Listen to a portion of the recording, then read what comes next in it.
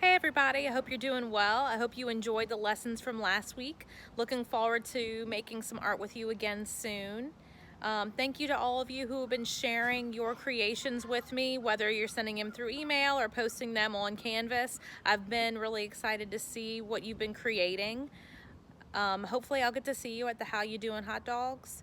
And I really miss seeing all of you. I love you, and stay tuned for your lesson. All right, so for today, we're gonna be making some name bugs. So the first thing you need to do is you need to take your paper and you wanna have it horizontal, so long across. And then you're gonna wanna fold it in half to make like a hot dog bun, so a long fold.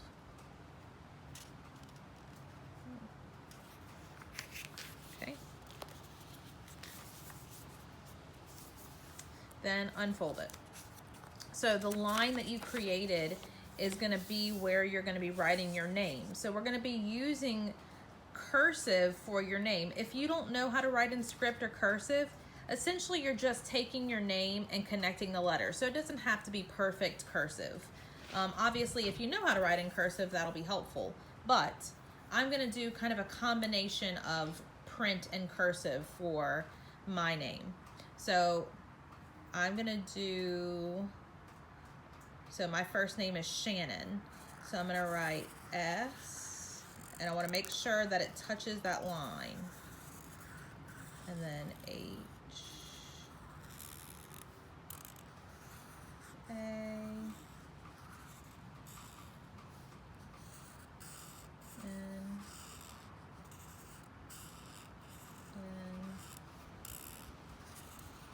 O,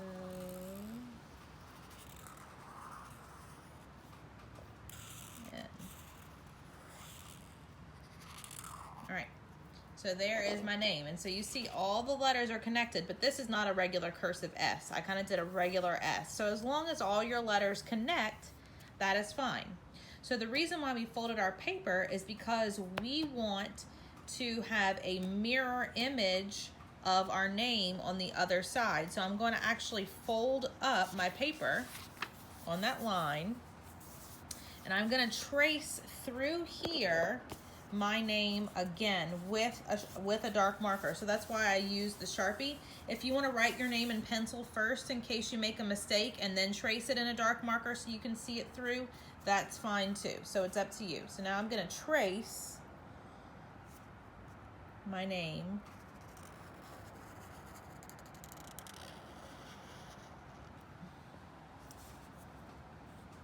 the best I can with one hand.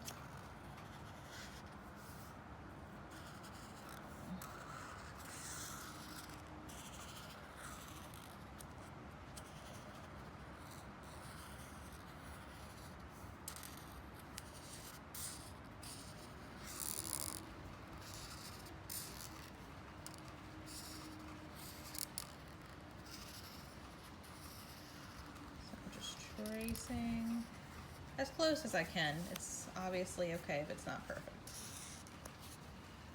And then end little swirl. All right, so now I'm gonna open it up and I'm going to turn it around and trace on this side now. So I did it on the back so that I could see it on the front.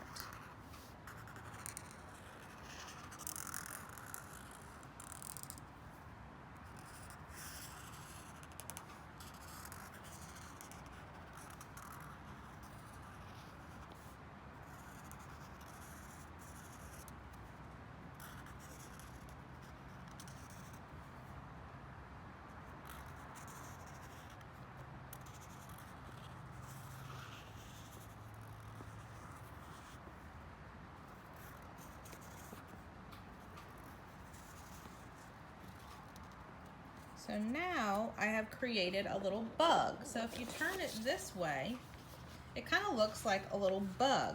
So what I'm gonna do is I'm gonna color inside the name where the two names touch, kind of like the color of a bug, and then I'm gonna add some decorations to the background, and I'll show you what it looks like at the end. So this is the beginnings of our shape bug. So I'll show you what it looks like when I add the color. All right, so here is my addition to my name bug. What I did is I added some flowers and some little vines growing around him. I added some marker right on the edge and then colored in the body of my bug with a color pencil. I added a little swirly tongue. And then I started to do the background, and I thought it would be cool since my table here has a texture. I wanted to show you how you can add maybe a texture to your background. So I'm going to lay my paper flat, and I am going to get a crayon.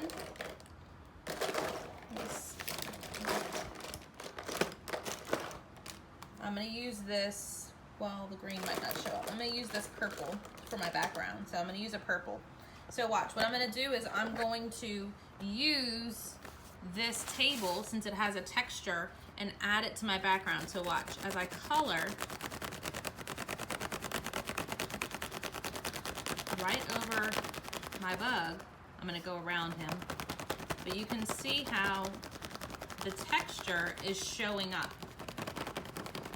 So if you have a surface in your house that has a really cool texture, like this picnic table, it'd be really cool to lay your paper on top of it and just lightly color with a crayon, and you get this really cool texture behind your image. So I'm just lightly coloring with this crayon. I'm kind of going around the other shapes that I've already colored. So it's adding some depth to this picture. So I'm going to keep going. And if it helps, if you have some tape, maybe you can tape it down so it doesn't move on you if you want your texture to kind of stay in place. Keep going. And see, it's okay if some of the texture kind of gets like on the leaf here. I don't really care. I'm going to do up here.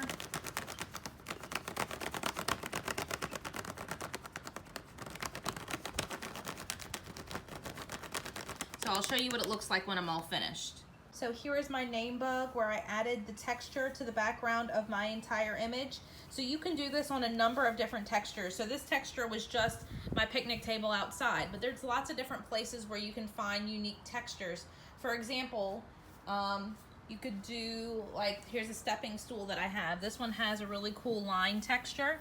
Here is my grill outside that has a really unique texture, or my fire pit has this cover that has a really unique texture. So there's lots of unique textures that you could try out on the back of your image just by using a crayon. So I hope that you enjoyed this lesson, and I hope that you share your unique name bug that you create, and I will see you next week.